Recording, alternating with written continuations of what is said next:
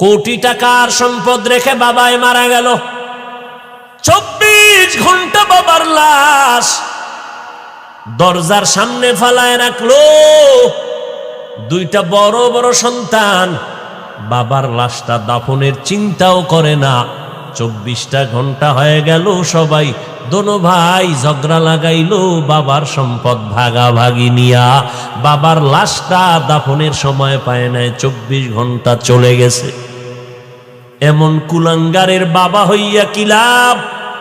এমন কুলাঙ্গার জন্ম দিয়া কি লাভ হবে বলো? মদিনার নবী বলেন, ও সন্তানের মা বাবা, সন্তানটারে তুমি 7 বছরে নামাজের মুসাল্লায় দাঁড় করাও। 7 বছরে কেন বললেন? ছোট থেকে যদি কন্ট্রোল করতে না পারো, বড় হলে আর কন্ট্রোলে আসবে না। আর সন্তানের জ্বালা বড় কঠিন জ্বালা। সারা দুনিয়ার বাদশা বানাইলেও শান্তি নাই যদি সন্তান বাবারে আব্বা বলে সম্মান না করে। সারা দুনিয়াবাসী পাও মুসাইয়া দিলে কি লাভ হবে? স্ত্রী যদি স্বামী বলিয়া সম্মান না করে, সন্তান যদি বাবা বলে সম্মান না করে। এজন্য বললাম, অভাব ছাড়া কোনো মানুষ নাই। তুলনামূলক গরিবের তুলনায় বড় লোকরা বেশি অভাবী। সাহায্য চাইতেই হবে, তবে কার থেকে নিব? যার 3টা দুর্বলতা নাই। 1 নাম্বার, যার পেছনে টান নাই। দ্বিতীয়, যার অভাব নাই। তৃতীয় হলো যার কোনো স্বার্থ নাই।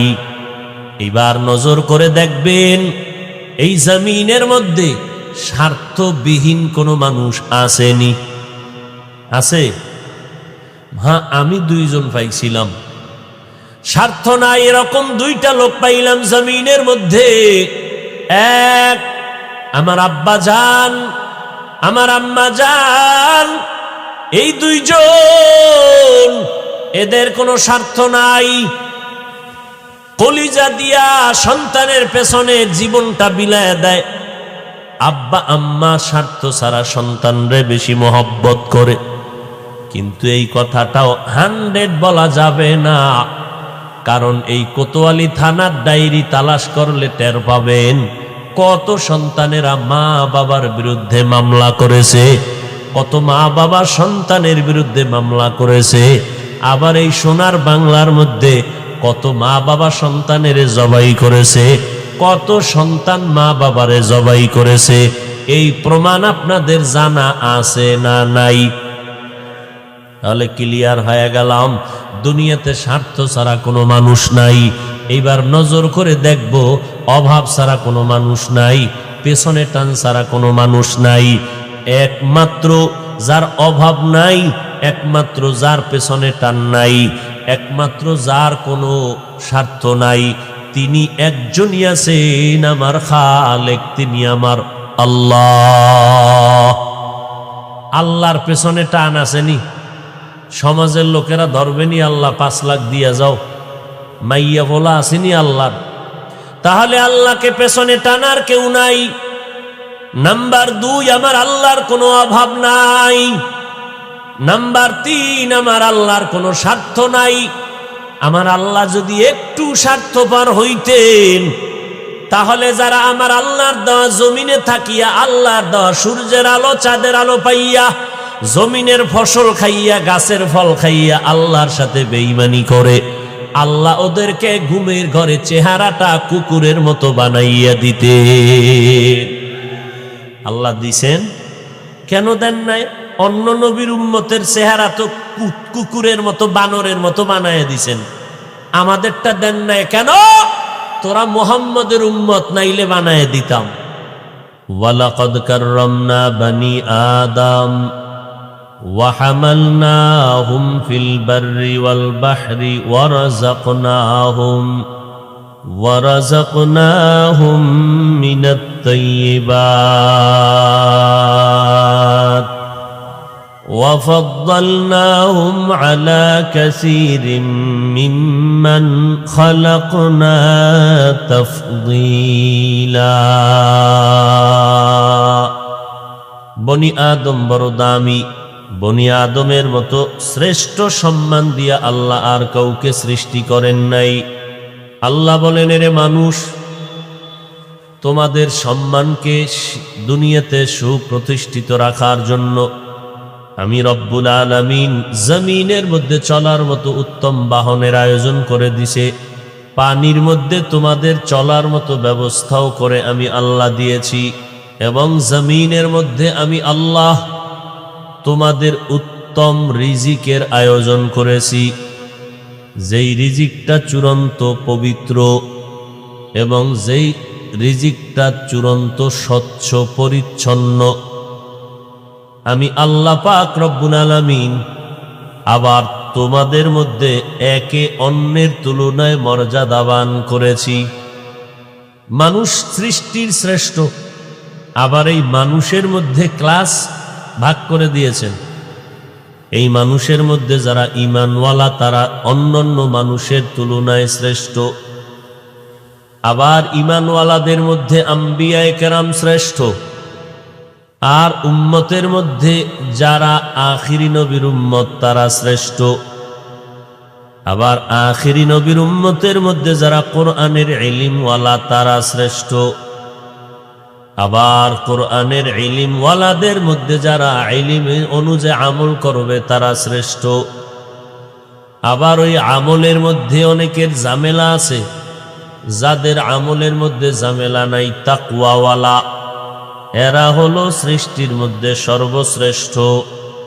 আল্লাহ তাআলা বলেন, দুনিয়ার মানুষ, তোমাদের মতো শ্রেষ্ঠ আমি আর কোনো প্রাণী বানাই নাই। জমিনের মধ্যে কোনো প্রাণী নাই যে মানুষের থেকে বড় দামি। তবে মানুষ তুমি কোন দিক থেকে দামি? তুমি শক্তির বেলায় কয় না তুমি দুর্বল। কেমন দুর্বল? ওয়াখলিকাল ইনসানু যায়ীফা, ইনসান জাতির মতো দুর্বল করে আমি আল্লাহ কোনো প্রাণী বানাই নাই। একটা পিপিলিকার কাছেও তুমি দুর্বল, একটা মশার কাছেও তুমি দুর্বল। মানুষের হাতে বানানো 2 টাকা দামের ব্লেটের কাছেও মানুষ দুর্বল। এক কথায় মানুষের মতো শ্রেষ্ঠ যেমন কেউ নাই, এই মানুষের মতো দুর্বল আমি কোনো প্রাণী বানাই নাই। দুর্বল হইয়া আবার কেমন করে শ্রেষ্ঠ হয়? ও দয়ার মালিক, আমাদের দুর্বল বানাইয়া শ্রেষ্ঠত্বের মর্যাদা কেমন করে দান করেছেন। আল্লাহ তাআলা বলেন, এরে নবী জানায় দেন, জমিনের মধ্যে আমার বান্দা বান্দি বড় দুর্বল। আমি আল্লাহ এই দুর্বলতাটার কারণেই তাদের মর্যাদা সবার উপরে বাড়ায় দিলাম। ঘরের মধ্যে একটা বাচ্চা, শিশু বাচ্চা হাঁটতে পারে না, দাঁড়াইতে পারে, 2-1 কদম দিয়ে হাঁটে, যে কোনো সময় কাত হয়ে পড়ে যেতে পারে, অ্যাক্সিডেন্টের ভয় আছে। মা বলে স্বামীকে, ও স্বামী আমি কাজে ব্যস্ত হয়ে গেলাম, তুমি বাচ্চার দিকে নজর রাখবা। স্বামী বলে স্ত্রী আমি বাহিরে যাচ্ছি, তুমি সন্তানের দিকে নজর রাখো। ভাই বোনকে বলে আমি বাহিরে যাই, আমাদের বাবুর দিকে নজর রাখো। এই শিশু বাচ্চার দিকে সবার নজর খুব কড়া, সতর্ক দৃষ্টি। কেন? এই বাচ্চাটা ঘরের মধ্যে আগুন লাগায় দিবে বলে না, এই বাচ্চাটা কারো গলায় ছুরি ধরবে না। তাহলে এই বাচ্চার দিকে সতর্ক দৃষ্টি সবাই রাখে কেন? বলে এই বাচ্চা হলো বড় দুর্বল, আর দুর্বলতাটাই হলো মোহাব্বতের কারণ। আল্লাহ তাআলা বলেন, এ মানুষ, তোমাদেরকে আমি দুর্বল করে বানাইছি, আর এই দুর্বলতার কারণে আমি তোমাদের বেশি মোহাব্বত করি। আর মোহাব্বতের কারণে সারা দুনিয়ার মাখলুকতের তোমাদের গোলাম বানায় দিয়েছি। আমি আল্লাহ দুর্বল বানানোর কারণে আমি আল্লাহ মোহাব্বতের নজর কখনো দূরে সরাই না। আমার নবী আমার খাস বান্দাদের নজর দূরে সরাই না। উম্মতেরে আমার বান্দাগুলো বড় দুর্বল, এই বান্দাগুলোকে জান্নাতের পথে নেওয়ার জন্য আমি আল্লাহ নবী পাঠায় দিলাম, আমি আল্লাহ সিদ্দিকিন, শুহাদা, সালিহিন পাঠায় দিলাম। আমার বান্দা দুর্বল বান্দাগুলোকে বুঝাইয়া এরপরে মানুষগুলোকে জান্নাতের পথ দেখাবে, জান্নাতের পথে আগাইয়া নিবে। আল্লাহ বলেন, এরে মানুষ, তুমি এতটাই বড় দুর্বল, আমি আল্লাহ তোমাকে এত দুর্বল করে সৃষ্টি করেছি, তুমি খানার বেলায় বড় দুর্বল, ঘুমের বেলায় বড় দুর্বল, তুমি বান্দা চলাফেরার বেলায় বড় দুর্বল, মেধার বেলায় তুমি দুর্বল। এই জমিনে নজর করে দেখো, আমাদের মতো দুর্বল কোনো প্রাণী নাই। এই জমিনের মধ্যে ঢাকা চিড়িয়াখানায় লেখা আছে একটা বাঘের দৈনিক খানা 17 কেজি গোশত দৈনিক। দুনিয়ার কোনো মানুষ 3 বেলায় 17 কেজি খেতে পারবে না। জমিনের মধ্যে পাহাড় আছে, বড় বড় পাহাড়, এক একটা পাহাড় কোহে কাফ নামের পর্বতমালায় আল্লাহর ভিন্ন একটা মাখলুক বসবাস করত, নাম হলো সিমর্গ। ওই প্রাণীটা এত বড়, প্রতিদিনের খাদ্য তালিকা ছিল তার 40টা মোটা তাজা হাতি। কে খাওয়ায়? আরো জোরে বলেন। গর্তাওয়াকুল মিকুনি হর সুবহ শাম, মিরসানাদ রিজক তু আজলা মাকাম, জুজবা হকচি জে মখাজ ইনসুজা, ফজলে উ আমস্তে দর জুমলা জাহা। আল্লাহ বলেন, এরে মানুষ, নদীর মধ্যে সমুদ্রের ভেতরে বড় বড় বড় বড় মাছ, নীল তিমি আছে, বড় বড় নীল রঙের তিমি মাছ। ওই এক একটা নীল তিমি এত বিশাল, ওই এক একটা নীল তিমির দৈনিক খানা হলো 1000 কেজি চিংড়ি মাছ। কয়দিনে খায়? কথা কন না কেন? একদিনে। কে খাওয়ায়? রিজিকের মালিক ইয়া আইয়ুহান নাস আনতুমুল ফুকারাউ ইলাল্লাহ ওয়াল্লাহু হুয়াল গানিয়্যুল হামিদ।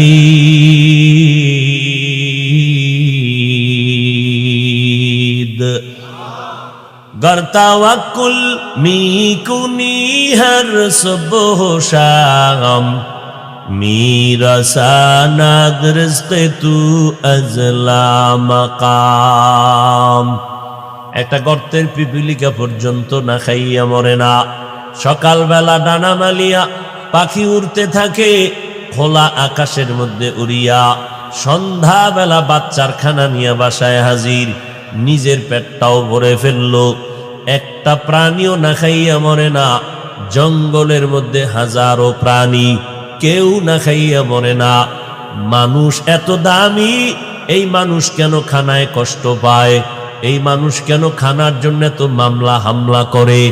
আল্লাহর মাখলুকাতের মধ্যে মানুষ হলো বড় দামি। ওই প্রাণী যারা জঙ্গলে, এরা দামি না, এরপরে এরা এত আরামে খানা খায় কিভাবে? খানা পাই নাই বলে কোনোদিন তো আন্দোলন করে নাই। মানুষ কেন আন্দোলন করে? নদীর মাছ না খাইয়া মরে না, কারণটা কি?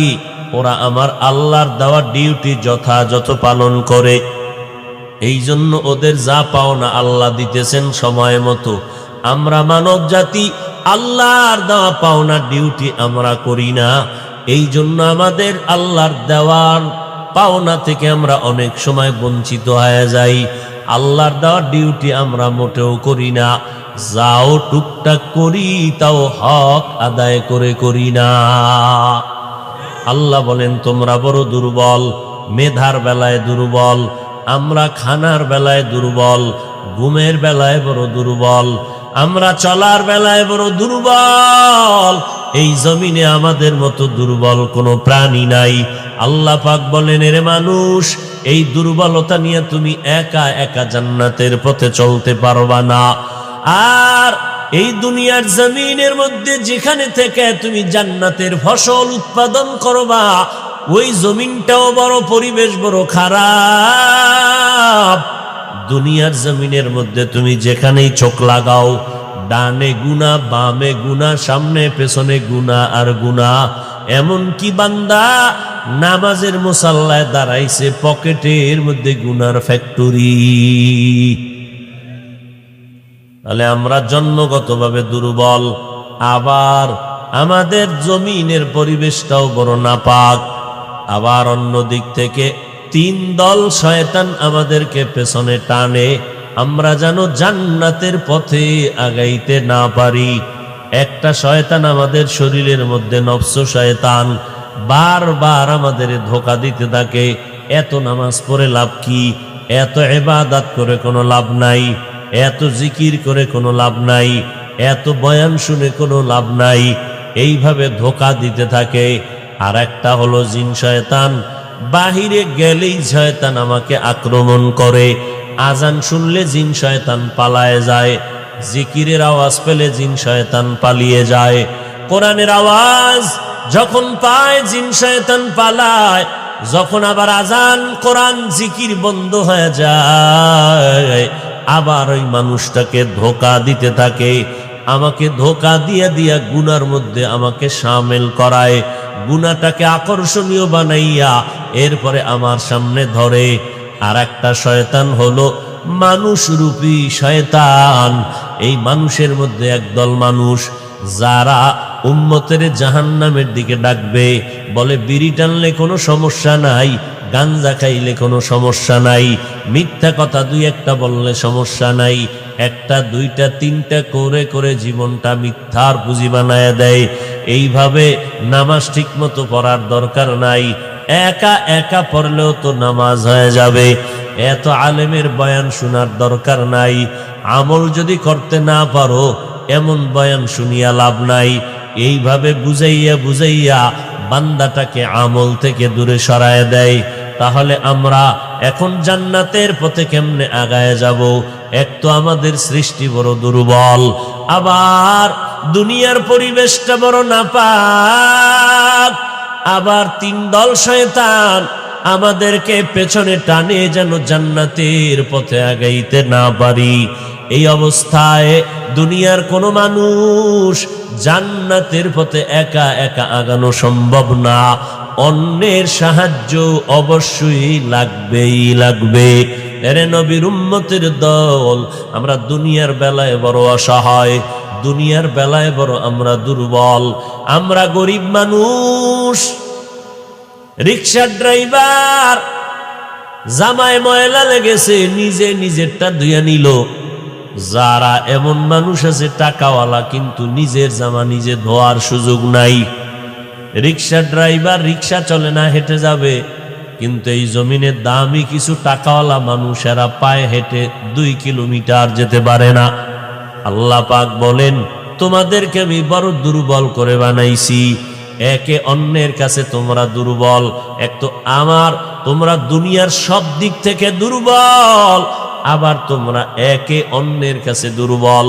আমি বয়ানের লাইনে বয়ান করি, কিন্তু এই বয়ানের লাইনে আমি বাহাদুরি করে যদি ঘরের মধ্যে ঘুমায় যাই, চাউলের দোকানওয়ালা চাল আমার ঘরে পৌঁছাইয়া দিবে, ডালওয়ালা ডাল আমার ঘরে পৌঁছায় দিবে, কারণ আমি দেশের মধ্যে বয়ান করি না। কোনোদিন যদি আমি চালওয়ালাকে টাকা না দেই, তাকে যদি না বলি, তাকে যদি মূল্যায়ন না করি, জীবনে আমাকে 1 কেজি চাল দিবে না, ডাল দিবে না। অতএব আমি একদিকে সবল, আবার আমি দুনিয়ার লাইনে বড় দুর্বল। ওর কাছে আমার দুর্বলতা প্রকাশ করা লাগবে। গরিবের কাছে গিয়া যদি বলি না, গরিবের কাছে যাবই না, ওর হাতের কিছু খাবই না, তাহলে না খাইয়া থাকা ছাড়া কোনো উপায় হবে না। আমরা দুর্বল। আবার চাল ডালের মালিক যারা কর্মচারী, এরা টাকাওয়ালাদের কাছে দুর্বল, তোমার টাকা না দিলে আমার বেচা কেনা বন্ধ হয়ে যাবে। এইভাবে দুনিয়ার প্রত্যেকটা মানুষ সর্ব সাইডে কোনো দিক থেকে না কোনো দিক থেকে দুর্বল। আল্লাহ ব্যালেন্স করে দিলেন, একটা গুণের কারণে সম্মান, অন্য দুর্বলতার কারণে তোমার উপরে যেন অহংকারের বোঝা না চাপে, এই জন্য আল্লাহ দুর্বল বানায় দিলেন। এরে নবীর উম্মতের দল, এতগুলো সমস্যা নিয়া দুর্বল হইয়া তুমি জান্নাতের পথে আগাইতে পারবা না। অবশ্যই তোমার সহযোগিতার বেশি প্রয়োজন। সহযোগিতা কার থেকে নিবা? 3টা দুর্বলতা যার না থাকবে তার থেকে সাহায্য চাইতে দেরি, এক সেকেন্ড লাগবে না সাহায্য তোমার পাওয়ার জন্য। এক নাম্বার, তার কাছেই তুমি সাহায্য চাও যার মধ্যে কোনো পেছনে টান নাই। এমন একজনের কাছে সাহায্যের হাত বাড়াও, চাইতে দেরি পাইতে দেরি হবে না। যেই ব্যক্তির কাছে চাইবা তার পেছনে কোনো টান থাকবে না। এবার একটু মেধা খাটাইয়া নজর করে দেখব এই জমিনের মধ্যে এমন কোন আল্লাহর আশিক আছে নাকি যার কোনো পেছনের ভেতরে টান নাই। আমার পেছনে টান, আমার সন্তান আমারে ডাকে আসো, আমার মনের আশা পূরণ করে দাও, টাকা দাও, কাপড় দাও। আমার মা বাবা আমাকে পেছনে টানে, আমার ভাই ব্রাদারেরা টানে, আমার পরিচিত পরিজনরা টানে, আমার আপনজনেরা পেছনে টানে, আমার স্ত্রী আমাকে পেছনে টানে, সবাই আমাকে পেছন দিকে টানে। আমি যত সামনে আগাইতে চাই ততই আমাকে পেছনে টানা হয়। আমি যতই কামাই করি দেই দেই দেই, এরপরও বলে হয় না। যতই দেই এরপরও বলে পাইলাম না, খাইলাম না। তাহলে আমার পেছনের টান ছাড়া আমি চলতে পারি না। এবার আপনি যদি চিন্তা করেন জমিনের মধ্যে এমন একটা মানুষ আপনি পাবেন কিনা যেই মানুষটা বলবে আমার পেছনে কোনো টান নাই, আমি স্বয়ং সম্পূর্ণ হয়ে আছি, আমি একাই আমি সামনে আগায় যেতে পারবো, আমার পেছন দিকে কেউ টানবে না। যদি বলে আমার মা নাই, বাবা নাই, বোন নাই, সন্তান নাই, স্ত্রী নাই, আমি একা, তোমার সমাজের মানুষ তোমার পেছনে টানবে। তোমার এত টাকা, তুমি একা একা, তোমার টাকা তো ছেলে সব টাকায় মসজিদে দাও, মাদ্রাসায় দাও, স্কুল বানাও, কলেজ বানাও। এবার একটু ভেবে চিনতে বলবেন এই জমিনের মধ্যে পিছু টান নাই এমন একটা মানুষ আপনাদের নজরে আছে কিনা বলেন। বুঝাছি না বলেন, তাল মিলায়েন না, আছে কিনা বলেন। এমন একটা মানুষ যার পেছনে টান নাই, এমন একটা মানুষ আছে। তিনটা দুর্বলতা যার নাই তার কাছে তুমি সাহায্যের হাত বাড়াও। আচ্ছা, সাহায্য লাগবে কিনা এই বিষয়ে আপনাদের মতামত কি? সহযোগিতা ছাড়া চলতে পারবে কোনো মাস্তান আছে কিনা বলেন। কেউ বলতে পারবে আমার টাকা পয়সা, বাড়ি গাড়ি, ক্ষমতা সব আছে, আমি এখন কারো সহযোগিতা ছাড়া একা একা চলতে পারবো, এরকম কেউ বলার ক্ষমতা আছে? সবাই একমত। তার অন্যের সহযোগিতা লাগবে, বলেন না কেন? লাগবেই লাগবে, এতে কোনো সন্দেহ নাই। যদি কেউ বলে আমি কারো সাহায্য নিব না, সহযোগিতা নিব না, তাহলে এর মতো প্রতিবন্ধী পঙ্গু জমিনে আর কেউ নাই। তাহলে আমরা সবাই একমত সহযোগিতা লাগবেই। এখন সহযোগিতাটা কার থেকে নিব সেই কথাটা বললাম। আমি যদি এবারই জিগাই সবাই হাত পা উঁচু করে বলবেন আল্লাহর থেকে। আপনার এই দাবি 100% মিথ্যা দাবি, আপনার শুধু ঠোঁটের চাপাবাজি, অন্তরে মোটেও নাই। যদি দাবিটা অন্তরের হইতো এই জমিন থেকে 40 বছর আগে সুদী কারবারি এনজিওরা পালাইয়া যেতে বাধ্য হতো।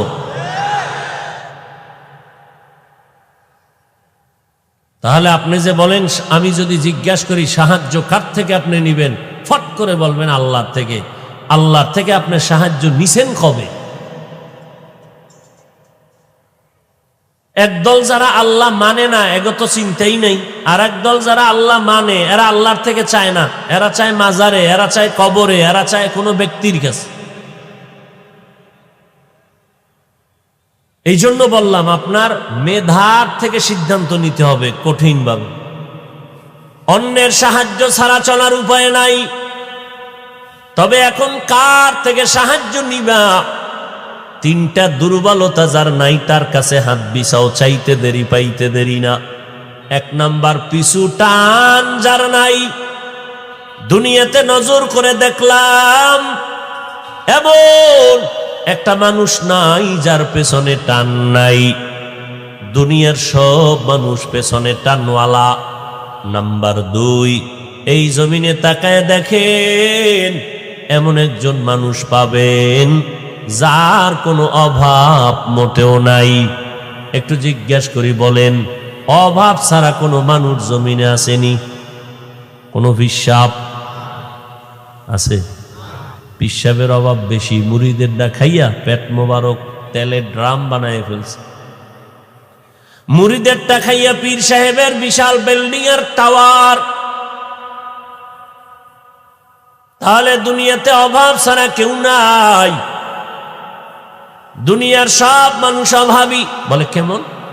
গরিবের অভাব 100 টাকায় সমাধান হয়, বড় লোকের অভাব লক্ষ টাকায়ও সমাধান হয় না। অভাব ছাড়া আছে কেউ? বলতে পারবেন যে একজন আছে যে যার অভাব নাই? বরং এই জমিনে যার টাকা যত বেশি তার অভাব তত বেশি। আপনাদের এইটা কোন থানা?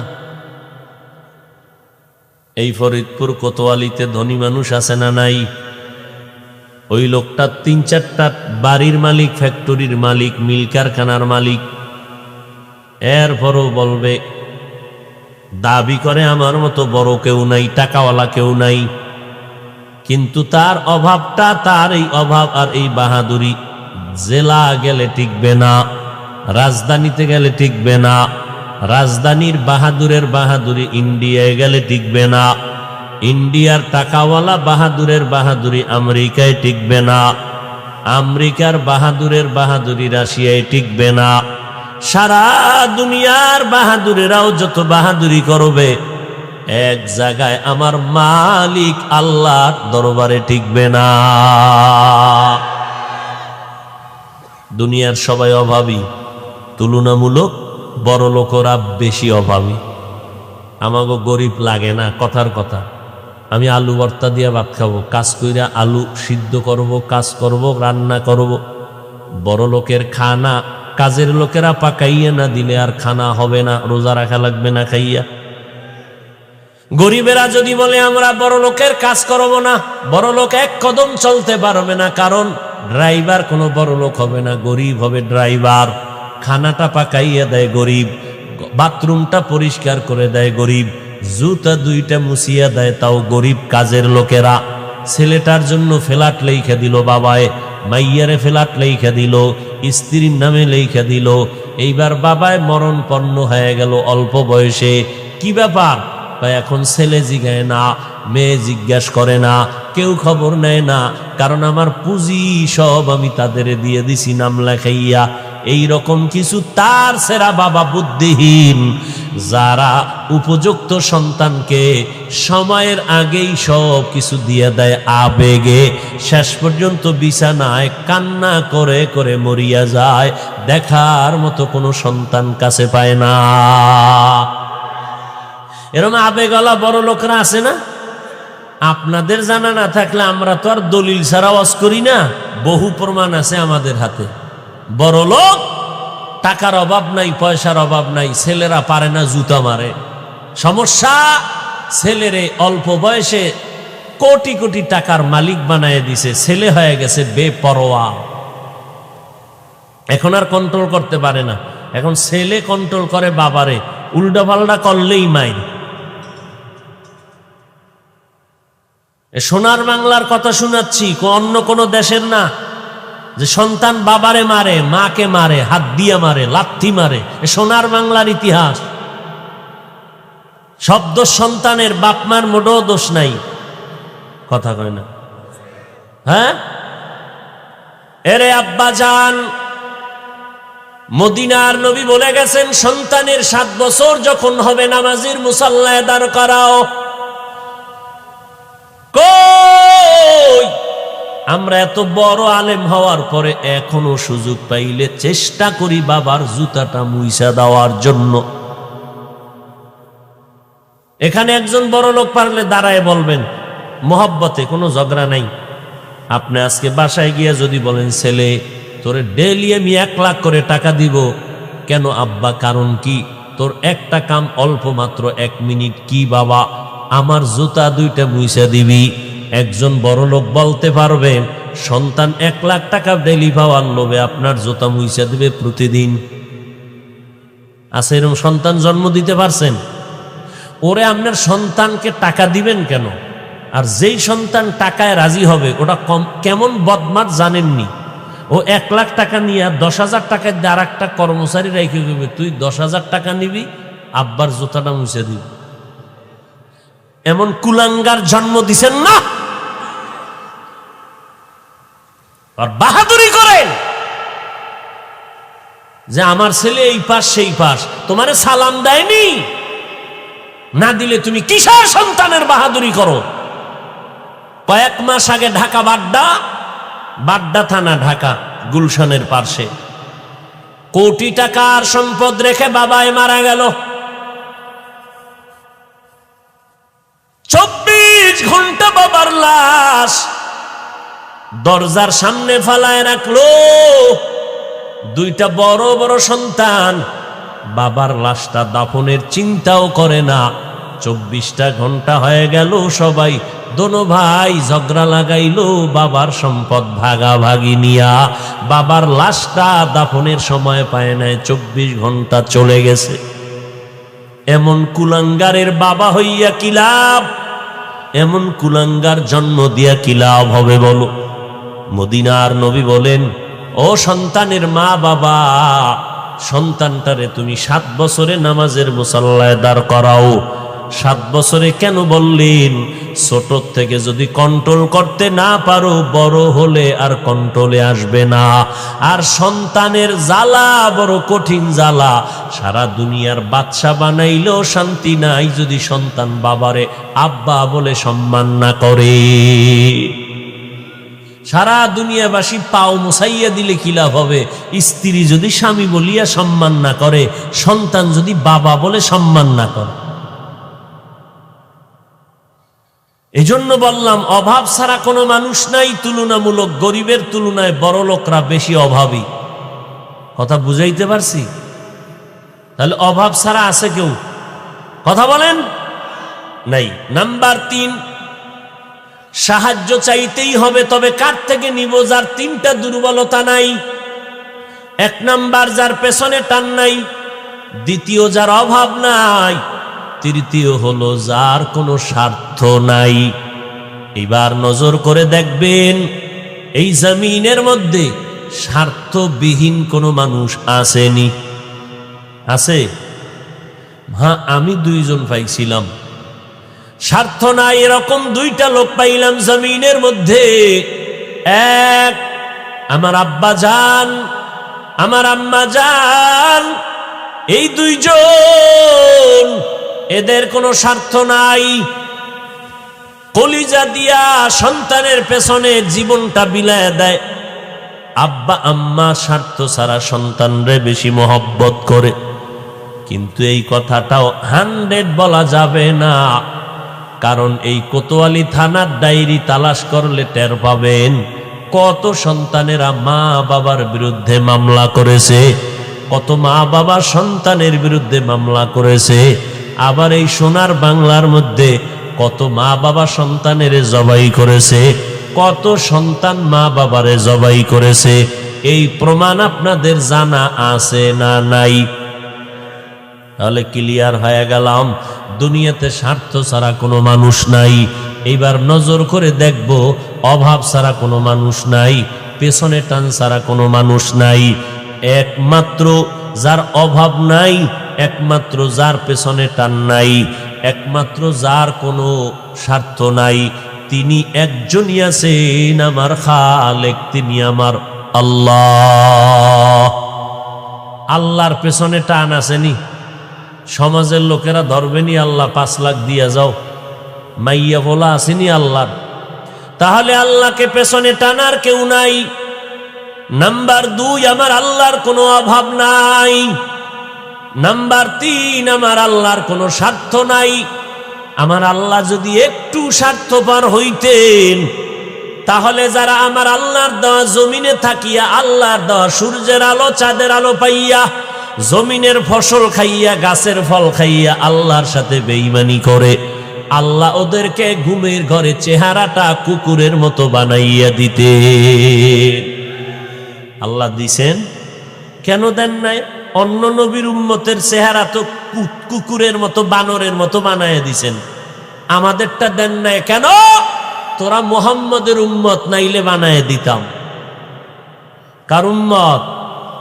মুহাম্মাদের উম্মত। এই জন্য আল্লাহ পাক হাজার অন্যায় করার পরে চেহারা পাল্টায় দেন না, কারণ আল্লাহ আমার নবীকে বেশি মহাব্বত করেন আর নবীর উম্মতেরও বেশি মহাব্বত করেন।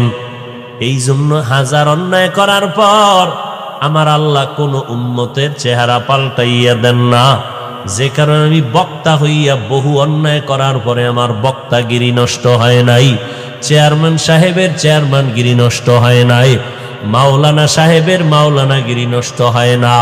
এই জমিনের মধ্যে দাঁড়াইয়া মাওলানা নামের টাইটেল লাগাইয়া কত মাওলানারা কয়, ইদানিং শোনা যায় বলে ১৫০০ বছর পর্যন্ত যেই কোরআন শরীফের মধ্যে কোনো ভুল পাওয়া যায় নাই, কত বড় বড় বেঈমানেরা অপচেষ্টা করলো, একটা ভুল বের করতে তো পারে নাই, বরং মাথা নত করে কালেমা পড়ে মুসলমান হলো। আর ইদানিং ১৫০০ বছর পরে আইসা সোনার বাংলার জমিনে পণ্ডিত দাঁড়াইয়া কয় কোরআন শরীফের মধ্যে সব জাল। নাউজুবিল্লাহ আসে না? না আপনারা তার ভক্ত? যদি কেউ মনে মনে বলে কোরআন শরীফের মধ্যে জাল, দলিল ছাড়া বেঈমান। আবার এক আওয়ামী লীগওয়ালারা কিন্তু কয় নাই কোরআন শরীফে জাল, বিএমপি ওয়ালারা কয় নাই, আমগো মতো টুপিওয়ালা ইসলামের ব্যানারওয়ালা ভণ্ডরা বলেছে।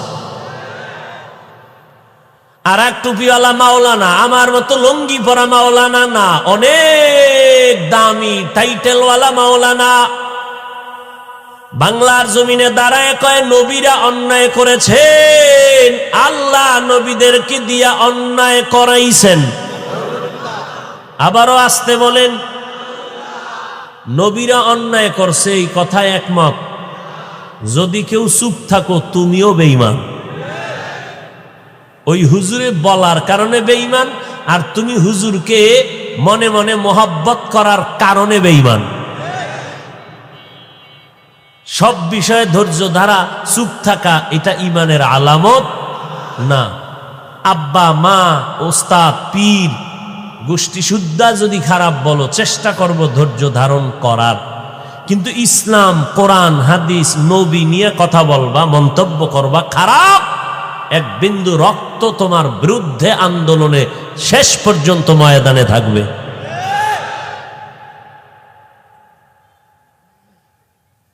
আর এক মাওলানা বলতেছে কালেমা লা ইলাহা ইল্লাল্লাহ মুহাম্মাদুর রাসূলুল্লাহ এটা কুফরি কালেমা।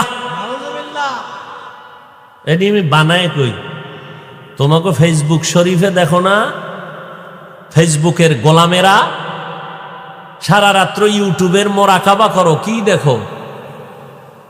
দেখো না ইউটিউবের মধ্যে তোমার কোন হজরতেরা কি কয়।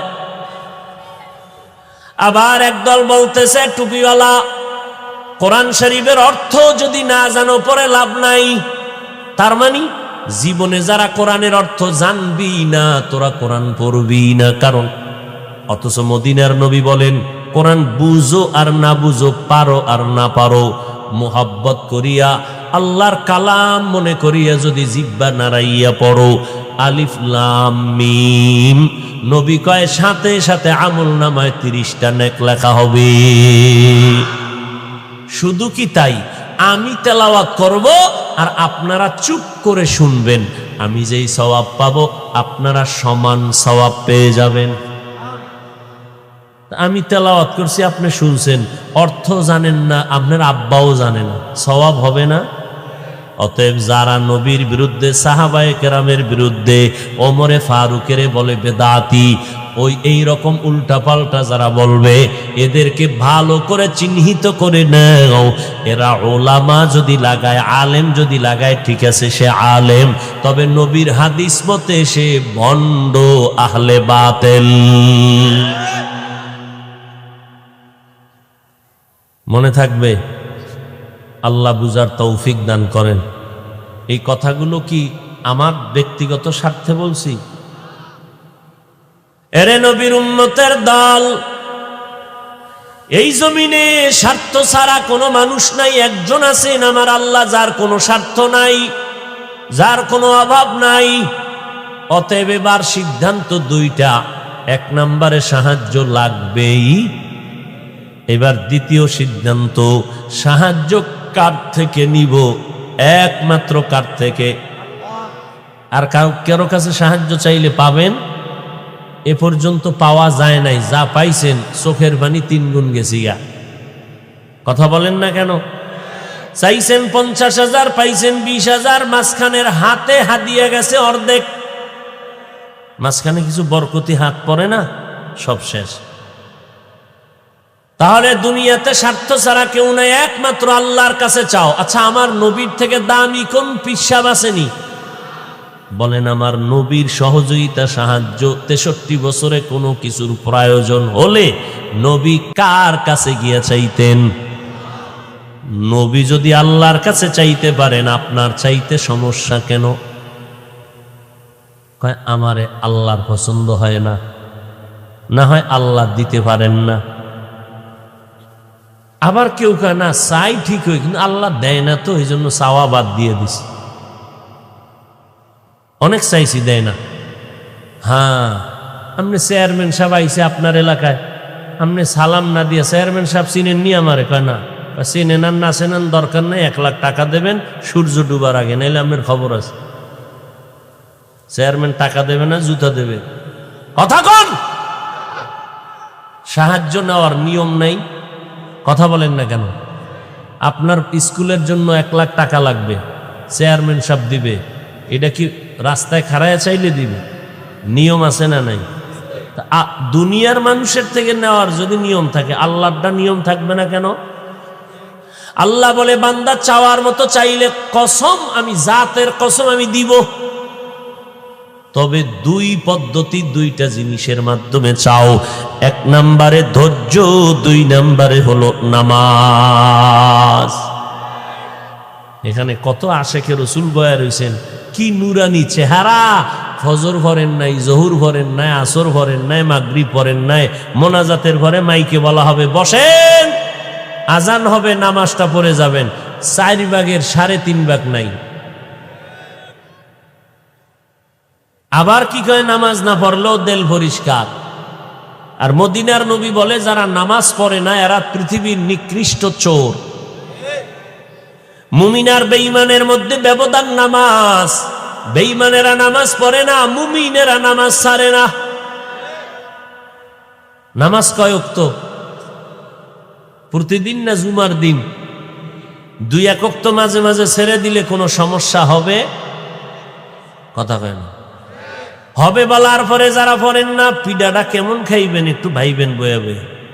হবে বলার পরেও যারা পড়েন না, একটা লোক তো হট করে বলল না যে 2-1 ওয়াক্ত ছাড়লে কোনো সমস্যা হবে না, কয় না।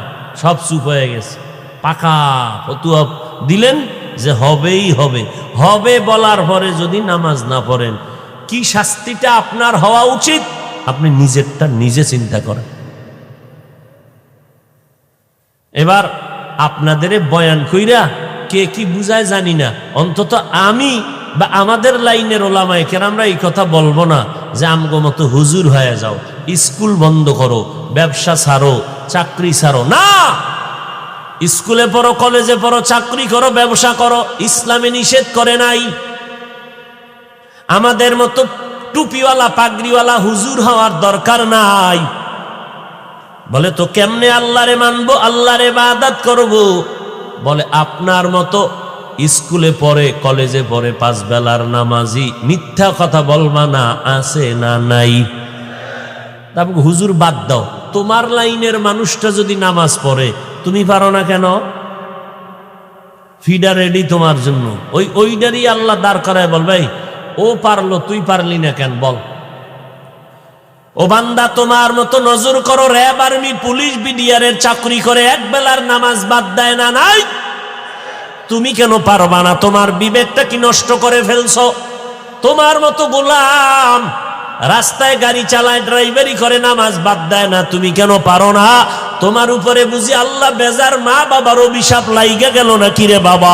তোমার মতো যুবক নদীর মধ্যে মাছ ধরে, কৃষি কাজ করে, গামছা বিছাইয়া জমিনে নামাজ পড়ে, এক বেলার নামাজও বাদ দেয় না। কোটি টাকার মালিক, হারাম খায় না, নামাজ ছাড়ে না, অভাব নাই, ব্যবসা করে, চাকরি করে, 5 বেলার নামাজি অভাব নাই, চেয়ারম্যান, মেম্বার, ওসি, ডিসিএসপি, এরপরে উকিল, ব্যারিস্টার, 5 বেলার নামাজ পড়ে, প্রফেসর, ইঞ্জিনিয়ার, নামাজি, ডাক্তার, অভাব নাই। তুমি কেন পারবা না? আমার মন বলে আল্লাহ তোমার উপরে বেজার, আর তোমার মা বাবার অভিশাপ তোমার কপালে লেগে আছে। না হয় তোমার এত বয়ানের পরেও কেন তোমার দিলটা নরম হয় না? মোনাজাত সবাই ধরে, তোমার চোখে কেন পানি আসে না রে বাবা? তোমার ডানে বামে কত যুবকের কান্নার আওয়াজ, তোমার কেন কান্না আসে না? কি ভেবেছো কয়দিন আর বাহাদুরি করবি? এরে নবীর আশিক, কই গেল ঢাকা যমুনা গ্রুপের মালিক, কোটি কোটি হাজার লক্ষ কোটি টাকার মালিক, করোনায় যখন ধরিয়াই ফেললো, বলে ওই ডাক্তারেরা কত হাজার কোটি টাকা চাও, নেও, আমারে বাঁচাইয়া দাও। দুনিয়ার সব টাকা দিতেও রাজি হইল, দুনিয়ার কোন ডাক্তার তারে বাঁচাইতে পারলো না। আজকে সব পড়ে আছে, যমুনার মালিক জমিনের মধ্যে বেঁচে নাই। সাদা 3টা কাফনের প্যাকেট বানাইয়া ওই মাটির গর্ভে রাইখা তার আপনজনের এখন সেই বাবার টাকা দিয়া গুনার কাজের মাস্তানি করে। কয়েকদিন আগে তুফান হইছে না? তুফান কি নাম? চিত্রাং নামের তুফান চললো। আল্লাহর বান্দা বিদেশে কামাই রুজি করে বাড়ি করলো, দেশে আইসা বিল্ডিং বানাইলো, মাত্র 2 দিন পরে বিল্ডিং এ ঢুকবে। পার্শ্বে একটা রাতের বেলা টিনের ঘরে ছোট একটা খাট, বাবায় ঘুমাইলো, পাশে স্ত্রী, পাশে একটা কন্যা সন্তান। তুফানে একটা গাছ উপড়াইয়া ঘরের মাঝখানে পড়ে বুকের উপরে চাপ লাগলো, জায়গায় 3 জন চলে গেল। মানুষ বিল্ডিং দেখে আর চোখের পানি মুছে।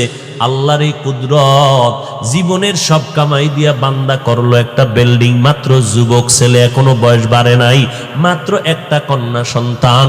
মাও মারা গেল, কন্যার বাবাও মারা গেল, ফ্যামিলির কেউ নাই, বিল্ডিং এর জায়গায় পড়ে রইল। কিসের বাহাদুরি করো রে বাবা? যতই তুমি টাকার বাহাদুরি করো, ক্ষমতার বাহাদুরি করো, নমরুদ, হামান, কারুন, সাদ্দাত, ফেরাউনের মতো হতে পারবা না। কই নমরুদ, কই ফেরাউন, কই সাদ্দাত, এক এক করে সব দুনিয়ার থেকে চলিয়া গেল। অতএব বান্দা, ব্যবসা করা নিষেধ না, চাকরি করা নিষেধ না, টাকা কামাই করা নিষেধ না। কারণ ওসমান রাদিয়াল্লাহু তাআলা আনহু কত বড় ধনী ছিলেন, সারা জিন্দেগি বয়ান করলে শেষ করা যাবে না। কত বড় ধনী ওসমান, অথচ সেই ওসমানকে আমার নবী বলেন, আমার কন্যা 2টা দিলাম, থাকলে আরো একটা দিতাম। ও নবীর উম্মতির দল, ওসমান গনি এত বড় ধনী, নবী বলেন জান্নাতের মধ্যে সব নবীর একজন বন্ধু হবে, আর আমি মুহাম্মদের জান্নাতি বন্ধু হবে আমার ওসমান। ধনী হওয়া নিষেধ না, গাঞ্জা খাওয়া নিষেধ, মদ খাওয়া নিষেধ, জুলুম করা নিষেধ, গালি দেওয়া নিষেধ, অন্যের হক নষ্ট করা নিষেধ। ধনী হওয়া নিষেধ না, বান্দার হক নষ্ট করা নিষেধ। যদি করে, মরার পরে না, মরার আগে পঙ্গু হইয়া মরতে হবে। রসুলের হাদিস। 2টা গুনাহ আছে এমন, যেই গুনাহ করলেই শাস্তি দুনিয়ায়, মরার পর না আগে? আগে। 1 নাম্বার গুনাহ হলো যারা মা বাবার সাথে বেয়াদবি করবে, এদের শাস্তি মরণের আগে দুনিয়ায় হবে। আর যারা অন্যের উপরে জুলুম করবে, এই জুলুমের শাস্তি দুনিয়াতেই আল্লাহ দিয়ে দিবেন। ও নবীর উম্মতের দল, আল্লাহর কাছে তওবা করা ছাড়া পথ নাই। আমার আল্লাহ কত দয়াময়। আল্লাহ বলে, বান্দা, পাহাড় সম পরিমাণ যদি অন্যায় করো, আমার কাছে মাথা নত করে তওবা কর।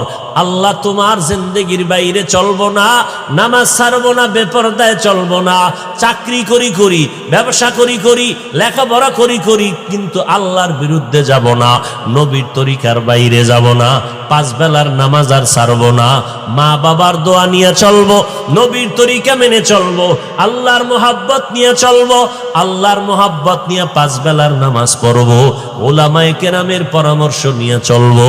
ও আল্লাহর বান্দারা, গলায় ছুরি আসলে মরিয়া যাব। হায়াতের মালিক আল্লাহ, ইজ্জতের মালিক আল্লাহ, রিজিকের মালিক আল্লাহ। আর কোনোদিন আল্লাহর বাহিরে যাব না, নবীর তরিকার বিরুদ্ধে যাব না, মা বাবারে কষ্ট দিব না, ওলামায়ে কেরামের বিরোধিতা করে গুনাহগার হব না, এবং দেশ ও জাতির বিরুদ্ধে কোনো ষড়যন্ত্র করব না। সবার কপালে তওবা নসিব হবে না, কারণ 13টা বছর আমার মায়ার নবী আবু জাহালকে বয়ান করলো, আবু জাহাল তওবা করলো না। এই রকম শক্ত অন্তরওয়ালা জমিনের মধ্যে কিছু মানুষ থাকবে, কোনো বয়ানে তাদের দিলটা নরম হবে না, এরা উল্টা দিকে চলতেই থাকবে। বলবে নামাজ না পড়লে কোনো সমস্যা নাই, রোজা না রাখলে সমস্যা নাই, জিকির না করলে সমস্যা নাই। এইভাবে বলে বলে বান্দা নিজের কপালটাকে পুড়ে ফেলবে। আর এর মধ্যেও যদি দুই একজন আল্লাহর গোলাম দিলটা নরম করে তওবা করে আর বলে, হে মালিক, আর জীবনে অন্যায় করব না, কোন দিন জানি মরণের ডাক আসিয়া পড়ে, আজকে থেকে তওবা করে নিলাম, জীবনটা গেল আর নামাজ ছাড়ব না, মা বাবারে কষ্ট দিব না, উলামায়ে কেরামের বিরুদ্ধে যাব না, দেশ ও জাতির বিরুদ্ধে ষড়যন্ত্র করব না, নবীর তরিকা নিয়ে জীবনটা চালাবো। তওবা করার যদি নিয়ত থাকে কারো অন্তরে, মুনাফিকি দুর্বলতা যদি না থাকে, খাঁটি তওবার নিয়ত যাদের আছে শুধু তারা দুটো হাত আমার আল্লাহকে দেখাইয়া দেন। আল্লাহ হাতগুলো কবুল করে নেন, তওবা কবুল করে নেন, তওবার উপরে মজবুত হইয়া চলার তৌফিক দান করেন, আমিন। আলহামদুলিল্লাহি রাব্বিল আলামিন, ওয়াসসালাতু ওয়াসসালামু আলা সাইয়্যিদিল আমবিয়া ওয়াল মুরসালিন ওয়া আলা আলিহি ওয়া আসহাবিহি আজমাইন। ইয়া আরহামার রাহিমিন, ইয়া আরহামার রাহিমিন, ইয়া আরহামার রাহিমিন। রব্বিরহামহুমা কামা রব্বায়ানি সগীরা। আয় আল্লাহ, মাহফিল কবুল করে নেন, আয়োজনকারী সহযোগিতাকারীদের কবুল করে নেন, দান সৎকাকারীদের কবুল করে নেন, এলাকার ঘরে ঘরে শান্তি দান করেন। আয় আল্লাহ, কামাই রুজি ব্যবসা যারা করে বরকত বাড়ায় দেন, মা বোনদের পর্দানিশি আবেদা বানায় দেন, সন্তানগুলো নেককার বানায় দেন, সারা দুনিয়ার মানুষগুলো মাফ করে দেন, বাংলাদেশ শান্তির দেশ বানায় দেন। আয় আল্লাহ, প্রশাসনিকভাবে যারা কাজ করে দিনদার বানায় দেন। আয় আল্লাহ, জনপ্রতিনিধির দায়িত্ব যারা পালন করে দিনদার বানায় দেন। আয় আল্লাহ, আমরা যারা হাত তুলেছি, যাদের মা নাই বাবা নাই, অন্ধকার কবরস্থ, আল্লাহ সবার কবর জান্নাতের বাগান বানায় দেন। আম্বিয়ায়ে কেরাম, সাহাবায়ে কেরাম, শুহাদায়ে কেরাম, আউলিয়ায়ে কেরামদের মাকাম উঁচু করে দেন, আসাতেজায়ে কেরামদের মাকাম উঁচু করে দেন। আয় আল্লাহ, দিলের নেক আশা পূরণ করে দেন, নবীজির সুন্নতওয়ালা জিন্দেগি দান করেন। আয় আল্লাহ, আমাদের হিংসা দূর করে মোহাব্বত বাড়ায় দেন, ইসলামের ব্যানারওয়ালা দুশ্মন থেকে হেফাজত করেন। আয় আল্লাহ, চলার পথে ইজ্জতের সাথে হেফাজত করেন। আয় আল্লাহ, আওয়াজের ভিতরে ইখলাস, রুহানিয়াতে স্পষ্টতা, কথার ভিতরে বাড়ায় দেন। ইলম ও হিলিম ও হিকমত আমলে বরকত দান করেন। ওলামা তোলাবা উম্মতের অন্তরে মোহাব্বত বাড়ায় দেন। ওলামায়ে আহলে হকের বিজয় দান করেন, বাতিলের মোকাবেলায় বিজয় দান করেন। আয় আল্লাহ, সবার দিলের নেক আশা পূরণ করে দেন। নবীজির মোহাব্বতে আমাদের দোয়া মোনাজাত কবুল করে নেন। 5 ওয়াক্ত নামাজি বানায় দেন।